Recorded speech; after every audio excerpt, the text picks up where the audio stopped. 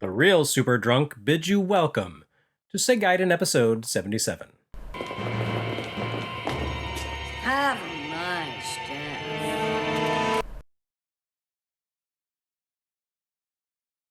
This is the beginning of a fantastic story. As our transition begins into Master System Works 1989, our journey into a cave of retrospectives leads us to two different games designated as final. Consider Final Bubble Bobble. Quite a misnomer. This game is neither the final Mark III release nor history's final console adaptation of Bubble Bobble. Released in July 1988, it plays more or less identically to the NES release that shipped a few months later in America and had originally appeared on Disk System back in 1987. The graphics have slightly greater color depth, but otherwise you should have a pretty good sense of what you're in for just based on the box art and title alone. Players control little dinosaur guys who do not, in fact, want to remain in the bodies of little dinosaurs. Bubblin' and Bobblin' can team up to undertake a journey into a cave of monsters together in order to battle the nefarious Super Drunk. As in arcades and on NES, Bubble Bobble consists of a sequence of many single-stage screens in which players can jump around and spit bubbles. On its face, this sounds like one of the least compelling entertainment experiences imaginable, but Bubble Bobble defies expectations from start to finish. It's the most popular and enduring of Taito's minigames built in this format, from Chack and Pop to Rainbow Islands to Don Doko Don. And for good reason. Bubble Bobble looks laughably primitive, with almost offensively simplistic graphics that place tiny sprites and crude platform blocks atop blank fields of solid black.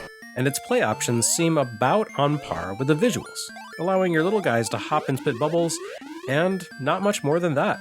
But that's because Taito decided to forego the idea of graphical fidelity and complex game mechanics in favor of layering remarkable depth into the action.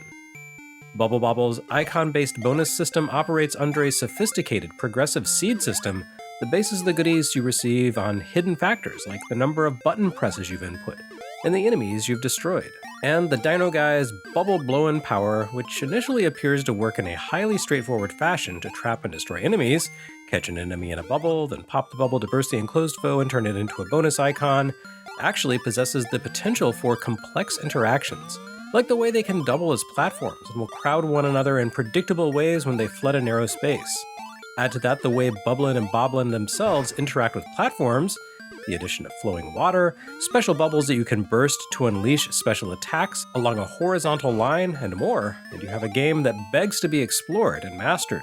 Bubble Bobble is a perfectly enjoyable game when played solo, but when two players team up, you can really put the in-game systems to work. And of course, if you beat the game solo, you'll discover that you've discovered an incomplete ending, with the real finale reserved for people with friends. It takes some real effort to explore all the content packed into this version of Bubble Bobble, even compared to the NES port.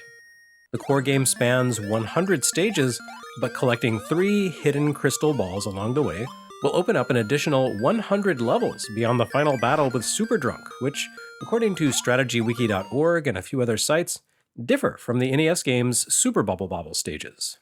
Final Bubble Bobble also includes new bonus items, new bonus rooms, and even a couple of new bosses that you have to face along the way. The new rooms contain a bunch of secret codes that you can input at the title screen to begin play with helpful items, or even just check out a sprite viewer mode. The name Final Bubble Bobble, I suppose, comes from the notion that this is meant to be the ultimate adaptation of the game. Of course, that wouldn't be the case. I think the creators underestimated Bubble Bobble's enduring appeal, but it does speak to the ambition that Sega's programmers invested into this conversion, all of which makes the game's failure to appear on the US Master System all the more baffling. Bubble Bobble became an icon for NES kids, to the point that Nintendo licensed it for inclusion on the classic NES Edition mini-console. Sega could have enjoyed the fruits of fandom too, but they chose not to, which seems absolutely nuts. Then again, maybe they couldn't. I don't believe anyone has ever truly laid out the actual particulars and boundaries of Nintendo of America's third-party exclusivity requirements, only laying out the notion that a game that shipped on NES as well as other systems needed to be unique in some fashion in its NES incarnation. So maybe this take on Bubble Bobble hewed too close to the NES port for Taito to take the risk. But that doesn't make much sense, given that next episode we'll see a version of Rampage on Master System that works and looks an awful lot like the NES version, except with nicer graphics and richer play options. Who can say for certain? In the end, I suppose that Final Bubble Bobble really was final in one way. The buck stopped here for this port, Japan exclusive Mark III release. No, just kidding. There's not even that much truth to the game's title. Sega of America may have skipped over this fine but not final Bubble Bobble port, but Sega of Europe had its head on straight, bringing the game to Master System in that region to great acclaim, probably. And eventually, even the US branch of the company came around, albeit belatedly. Bubble Bobble shipped as a US exclusive release for Game Gear in 1994. The Game Gear conversion scrunched the graphics a bit and removed some of the superficial bonus elements that appeared in the Mark III cart. But in the end, Bubble Bobble is still Bubble Bobble, which is to say, it's worth playing. And this adaptation has had surprisingly long legs on, ironically, Nintendo Switch. Taito offered it as a pre-order incentive for the Japanese release of Bubble Bobble for Friends a few years back. And as of 2023, that rendition of Final Bubble Bobble shows up as a standalone purchase on the Japanese Switch eShop. Americans are out of luck again, but honestly, that's to be expected at this point. And here we have the other final game for Mark III.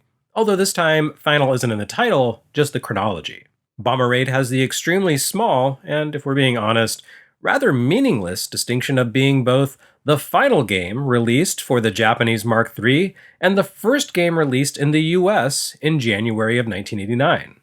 These events took place within a month of one another. January 1989 saw the US release of Bomber Raid, followed in February by the game's arrival on Mark III. After which, that was it for the system in Japan. At that point, the Mega Drive had been available for 4 months and only had 5 games. Sequels to Space Harrier and Thunderblade, a port of Altered Beast, a Dire Alex Kid game, and a companion piece to Tensai Bakabon in Osomatsu-kun, Hachimecha Gekijo. Nevertheless, Sega decided to switch its console focus entirely to 16-bit in Japan, and Mark III came to a rather sudden end. In America, of course, the Mega Drive wouldn't arrive for another half year as Genesis, so Master System continued going strong to keep the Sega name alive until then. And afterwards, too. In fact, only slightly more than half of the system's total library had shipped in the States by the beginning of 1989. And don't even ask about Europe or Brazil, where the console didn't simply outlast the Mark III, but continued chucking away for years after Sega had retired the American Master System. Although the Master System didn't sell as well here as the NES, or even the revivified zombie corpse of Atari 2600, it did well enough for Sega to maintain as a business. And not just Sega, but other publishers. Indeed, 1989 kicks off with a Sega-developed game. But the name on the label belongs to publisher Activision, newly arrived on Master System. Activision was undergoing some weirdness around this point, with several of its founders leaving the company to establish Absolute Entertainment, and the overall corporation changing its name briefly to Mediagenic, at the behest of new boss Bobby Kotick. But at the same time, their video game division remained Activision, and began to diversify into the console space. That includes releasing a handful of games for Master System. Activision's Master System debut seems a little strange in hindsight. Although the Mediagenic-era version of the company rarely developed its own games, picking up titles from the likes of Micronix and Pac-In Video and Imagineering, Bomber Raid stands out because it probably should have been a first-party release. Bomber Raid was developed internally by Sega's own home division, and shipped as a Sega-branded release to close out the Mark III library. Overseas, however, Sega let Activision pick it up to publish as a third-party title. I genuinely think Sega of America may have hated vertical shooters. After relegating Power Strike to mail-order status in favor of the same studio's port of R-Type, and leaving Satellite 7 stranded in Japan, we now have them abandoning Bomber Raid, too. And okay, Bomber Raid isn't great. It's a very middle-of-the-road interpretation of the genre. The kids these days would call it mid. Imagine if Capcom's 1943 got confused and thought it was a compile shooter. That's Bomber Raid. It's perfectly fine, with a highly linear power-up system based around random icons that pop out of special targets and immediately drop off the screen. Not at all unlike in Power Strike. However, it lacks the secondary weapon complexity of Power Strike, focusing instead on collecting little assistant biplanes reminiscent of the ones in 1942 and 43. This muddle of influences extends beyond simple shooting mechanics. It typifies the overall murkiness of Bomber Raid's theme, which lacks the sci-fi coherence of a compile shooter and the retro-historical vibe of the 1940X series, but without the deliberate mix of aesthetics seen in 19XX, The War Against Destiny. Even Activision couldn't seem to decide what to do with the game.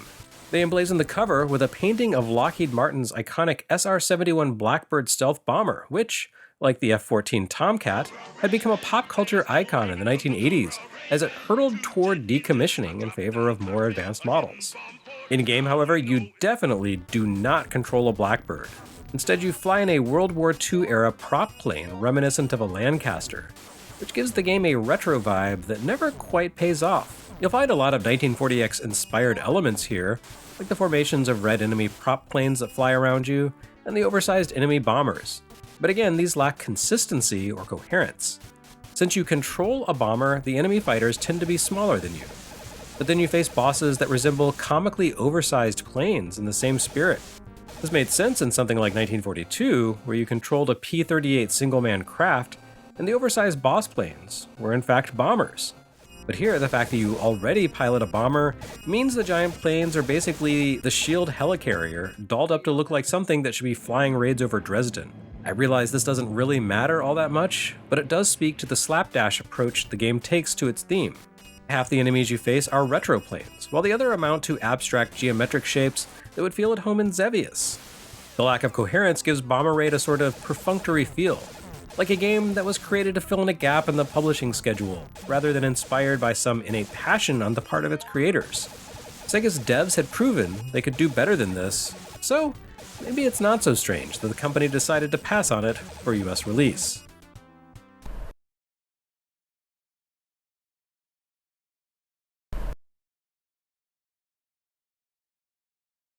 Anyway, that's the true and proper end of the Mark III family.